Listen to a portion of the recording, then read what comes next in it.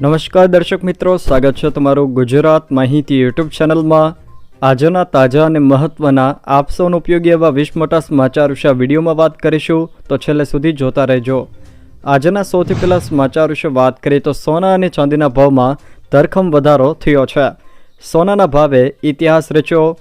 10 ગ્રામ સોનાનો ભાવ 1 લાખ રૂપિયાને પાર પહોંચી ગયો છે। 10 ગ્રામ 24 કેરેટ સોનાનો ભાવ 1,02,000 રૂપિયા સુધી પહોંચી ગયો છે। જોકે અમદાવાદમાં સોની બજાર પ્રમાણે 1 લાખ રૂપિયા ભાવ નોંધાયો છે। 1 કિલોગ્રામ ચાંદીનો ભાવ પણ 1 લાખ રૂપિયા પ્રતિ કિલો નોંધાયો છે। ટ્રેડ વોર તથા મંદીની શક્યતાઓને કારણે સોના ચાંદીના ભાવમાં તેજી જોવા મળી રહી છે। ભાડાપટ્ટાની જમીન અંગે સરકારનો મોટો નિર્ણય।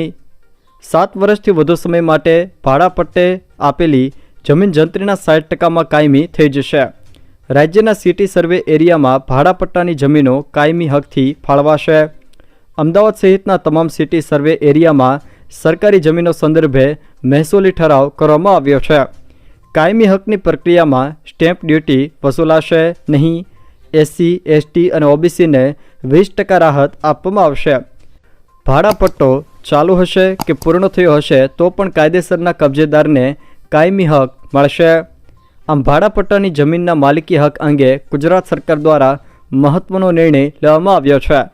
7 થી લઈને 30 વર્ષના ગાળાની ભાડાપટ્ટાની જમીન કાયમી કરવામાં આવશે, જેમાં જંત્રીના 15 થી 60%ની વસૂલાત સાથે કાયમી જમીન કરાશે।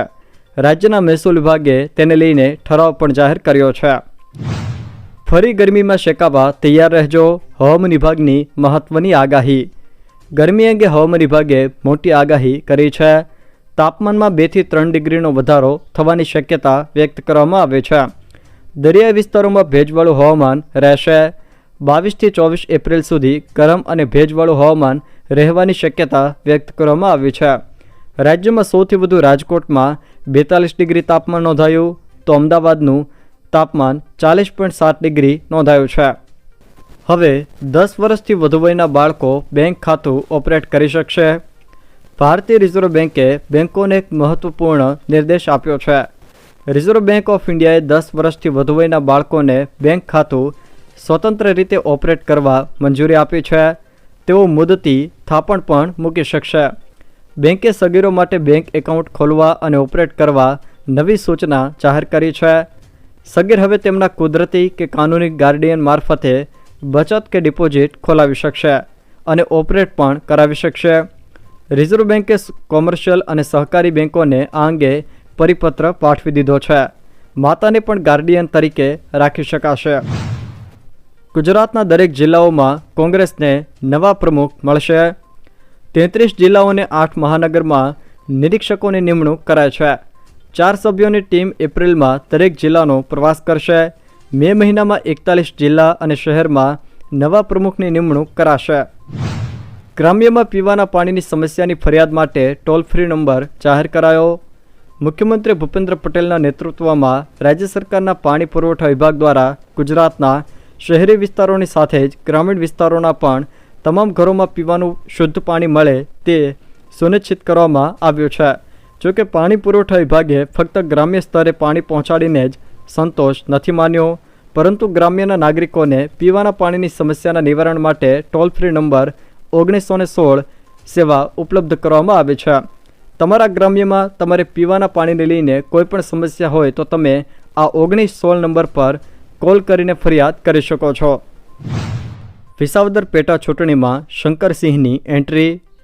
વિસાવદર પેટા ચૂંટણીને લઈને માહોલ ગરમાયો છે। હવે પ્રજાશક્તિ ડેમોક્રેટિક પાર્ટીના સ્થાપક શંકરસિંહ વાઘેલાની પણ એન્ટ્રી થઈ ગઈ છે। શંકરસિંહ વાઘેલાએ આગામી 22 એપ્રિલ 2025ના રોજ વિસાવદર ખાતે કાર્યકર્તા સંમેલનનું આયોજન કર્યું છે।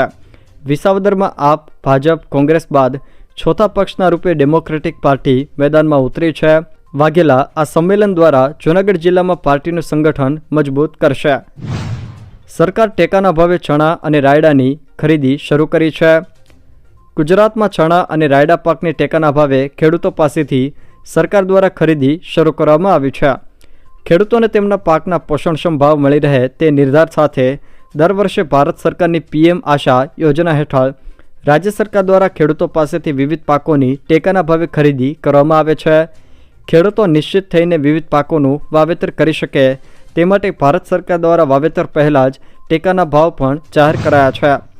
ખેડૂતો પાસેથી રાજ્ય સરકાર દ્વારા ચણા માટે નક્કી કરાયેલા 179 ખરીદ કેન્દ્રો અને રાયડા માટે નક્કી કરાયેલા 87 ખરીદ કેન્દ્રો ખાતેથી ટેકાના ભાવે ખરીદી કરવામાં આવશે. PSS હેઠળ ભારત સરકારની મંજૂરી મુજબ ₹1903 કરોડના મૂલ્યનો કુલ 3.36 લાખ મેટ્રિક ટન ચણાનો જથ્થો તેમજ ₹767 કરોડના મૂલ્યનો કુલ 1.29 લાખ મેટ્રિક ટન રાયડાનો જથ્થો ખેડૂતો પાસેથી ખરીદવામાં આવશે.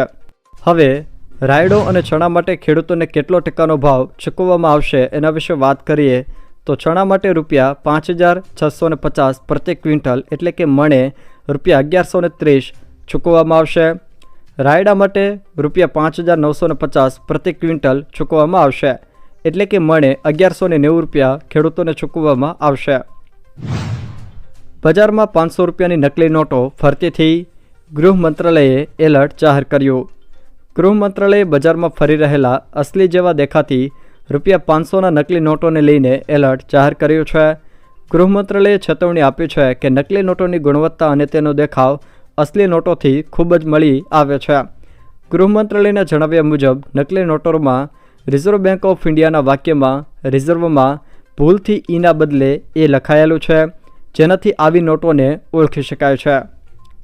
અમરનાથ યાત્રા 3 જુલાઈના રોજ અનંતનાગ જિલ્લાના પહેલગામ ટ્રેક અને ગાદરબલ જિલ્લાના બાલતાલ આ બંને રૂટથી એકસાથે શરૂ થશે અને 9 ઓગસ્ટના રોજ રક્ષાબંધન પર સમાપ્ત થશે. મોરારી બાપુએ કરી મોટી જાહેરાત. જમ્મુ શ્રીનગર વચ્ચેના રામબન વિસ્તારમાં વાદળ ફાટવાની દુર્ઘટનામાં 8ના મૃત્યુ થયા હતા.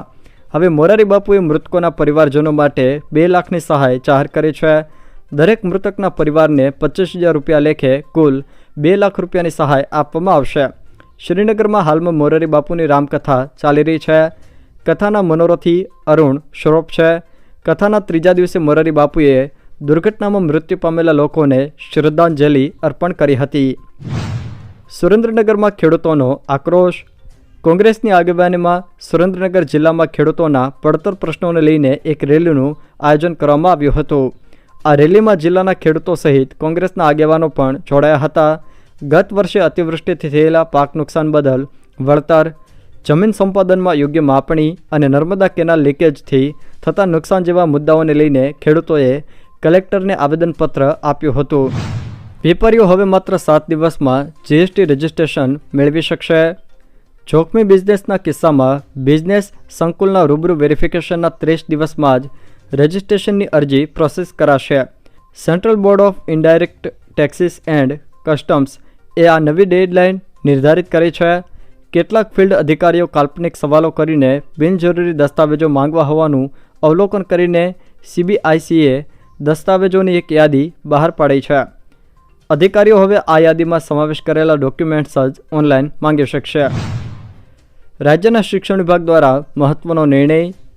RTIની વર્ષ 2025-26ની પ્રવેશ પ્રક્રિયામાં ઓનલાઈન અરજી બાદ ડોક્યુમેન્ટ જમા કરવાની મુદતમાં વધારો કરવામાં આવ્યો છે. અરજદાર 21 એપ્રિલથી 23 એપ્રિલ વચ્ચે ડોક્યુમેન્ટ અપલોડ કરી શકશે. રાજ્યમાં એશિયાઈ સિંહની વસ્તી ગણતરી યોજાશે. રાજ્યમાં 10થી લઈને 13 મે દરમિયાન 2 તબક્કામાં એશિયાઈ સિંહની વસ્તી ગણતરી યોજાશે, જેમાં કુલ 11 જિલ્લાનો 35,000 ચોરસ કિલોમીટર વિસ્તાર ડાયરેક્ટ બીટ વેરિફિકેશન પદ્ધતિથી સાંકળી લેવામાં આવશે. ગુજરાતે કોલકાતાને તેના જ ઘરમાં 39 રનથી હરાવ્યું. IPLમાં ગુજરાત ટાઇટન્સે કોલકાતા નાઇટ રાઇડર્સને 39 રને હરાવ્યું છે. આ સાથે ગુજરાત પોઈન્ટ ટેબલમાં ટોચ પર પહોંચી ગયું છે. પ્રથમ બેટિંગ કરતાં ગુજરાતે 3 વિકેટ ગુમાવીને 199 રનનો લક્ષ્યાંક બનાવ્યો હતો. જવાબમાં કોલકાતા 8 વિકેટ ગુમાવીને ફક્ત 159 રન જ બનાવી શક્યું હતું. ગુજરાત તરફથી કેપ્ટન શુભમન ગિલે સૌથી વધુ 90 રન બનાવ્યા હતા. કોલકાતા તરફથી કેપ્ટન રહાણેએ સૌથી વધુ 50 રન બનાવ્યા હતા. ગંગા સ્વરૂપા પુનઃલગ્ન આર્થિક સહાય યોજના અંતર્ગત ₹50,000ની સહાય આપવામાં આવશે. આ યોજનાના ઉદ્દેશ્ય વિશે વાત કરીએ તો ગંગા સ્વરૂપા મહિલાઓ અંગેની સામાજિક માનસિકતામાં બદલાવ લાવવા તેમજ લગ્ન કરવા ઈચ્છુક ગંગા સ્વરૂપા મહિલાઓને સમાજના સાંપ્રત પ્રવાહમાં પુનઃસ્થાપિત કરવા માટે ગંગા સ્વરૂપા પુનઃલગ્ન આર્થિક સહાય યોજના બહાર પાડવામાં આવી છે। તેના પાત્રતાના ધોરણો વિશે વાત કરીએ તો ગંગા સ્વરૂપા આર્થિક સહાય યોજનાનો લાભ 18થી લઈને 50 વર્ષની ઉંમરની પુનઃલગ્ન કરનાર મહિલા લઈ શકશે। જે વ્યક્તિ સાથે પુનઃલગ્ન થયેલ છે તેના પત્ની હયાત ન હોવા જોઈએ। યોજના અંતર્ગત કેટલી સહાય મળે છે એના વિશે વાત કરીએ તો કુલ રૂપિયા 50,000ની આર્થિક સહાય આપવામાં આવશે, જેમાંથી રૂપિયા 25,000 લાભાર્થી મહિલાના બચત ખાતામાં ડીબીટી મારફતે જમા થશે અને બાકીની રકમ રૂપિયા 25,000 રાષ્ટ્રીય બચત પત્રો NSC સ્વરૂપે મહિલાઓને આપવામાં આવશે। હવે આમાં અરજી સમયે કયા કયા પુરાવાઓ રજૂ કરવાના થાય છે એના વિશે વાત કરીએ તો પુરાવાઓની પ્રમાણિત નકલ, ગંગા સ્વરૂપ આર્થિક સહાય યોજના અંગેનો મંજૂરી હુકમ, પુનઃલગ્નની નોંધણી અંગેનું પ્રમાણપત્ર, જે વ્યક્તિ સાથે પુનઃલગ્ન થયેલ છે તેના સરનામા અંગેનો પુરાવો, પુનઃલગ્ન પરત્વે દંપતીના સંયુક્ત પાસપોર્ટ સાઇઝના ફોટા, લાભાર્થી જે બચત ખાતામાં સહાય લેવા માંગતા હોય તે પાસબુકની પ્રથમ પાનાની સ્વપ્રમાણિત નકલ જોડવાની રહેશે। આમ ગંગા સ્વરૂપા પુનઃલગ્ન આર્થિક સહાય યોજના અંતર્ગત 50,000 રૂપિયાની સહાય લગ્ન માટે આપવામાં આવે છે।